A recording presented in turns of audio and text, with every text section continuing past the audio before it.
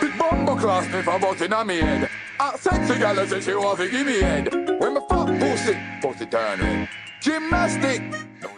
I'm talking about Jujutsu Kaisen woman again. Now, I'll admit, I have a soft spot for the mentally ill galdom, so when this shorty popped up, my interest was piqued, to say the least.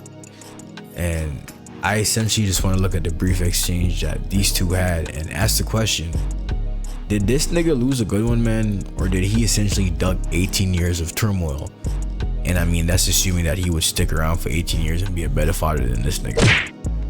So, wasting no time, man.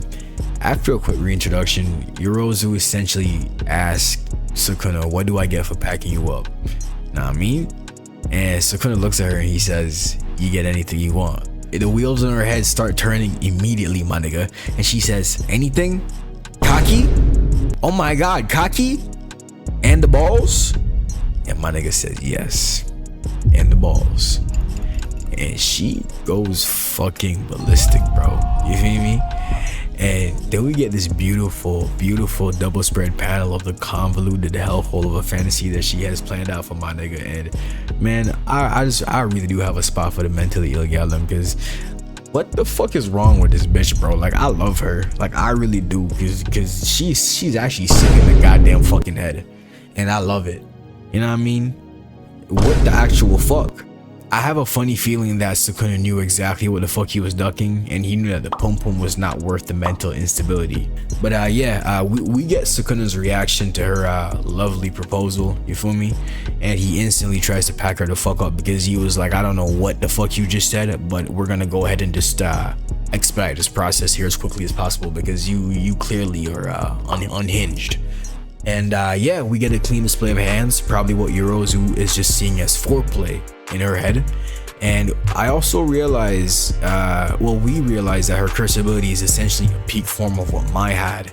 And it's cool to see the potential behind that, because you get to see what she could have been if Maki was not born, because essentially the whole reason why she's trash is because of the distribution of the jutsu is off, because they're twins, and of the jujutsu fuckery. You feel me? I don't that word, bro. You feel me? That word. We then get a flashback to Heian era, and we're actually treated to some lore. We see Sukuna being worshipped as like a deity by this local village, and we cut to Yoruzu, bro, and she's actually badder in her base state, my nigga. She's badder back in the day. And when she hears that Sukuna is in the general vicinity, yo, she proceeds to drop everything she's doing and put the pom pom on that nigga immediately, bro. Unfortunately, she didn't even get a chance to cup the balls before this little batty fish try to cop block on some get off my senpai shit. Like, relax, bro. You're just a chef. You're just a chef. You're just a chef, big man. I mean, big, you feel me? Anyways, but yeah, man, unfortunately for her though, it was never meant to be, because this nigga was locked in on his semen retention, spiritual soul, third eye open timing, and he was not fucking with no bitches, bro. So Sukuna is a better man than me, because I'm not gonna hold you.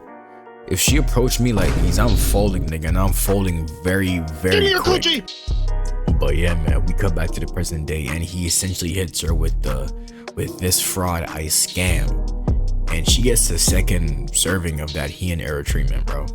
And just as soon as the best girl came into our lives, she was gone. So the question that we now have to ask is, was the mental instability and the ever-present looming detriment to your personal safety worth the violent neck that you'd be receiving on a daily basis? I mean, me personally, I would say yes, but clearly this nigga would disagree. Sukuna definitely did make the educated decision though in the long run, because if they did have a fucking child, bro, can you imagine trying to raise that inbred malevolent Joffrey type player build little nigga? But the hopeless romantic in me will always wonder what kind of insanity these two would have unleashed, bro. Like, what type of just hell, crazy, just convoluted fuckery they would have just unleashed upon the cast, like if Gege Akutami just decided to go with that route for the story, because it was like it would have been like a cool, like, you know, just random curveball, like, hey, we have the king of curses now, he has his queen type shit, you know what I mean? But yeah, man, just an idea and just a thought. And R.I.P Yorozu.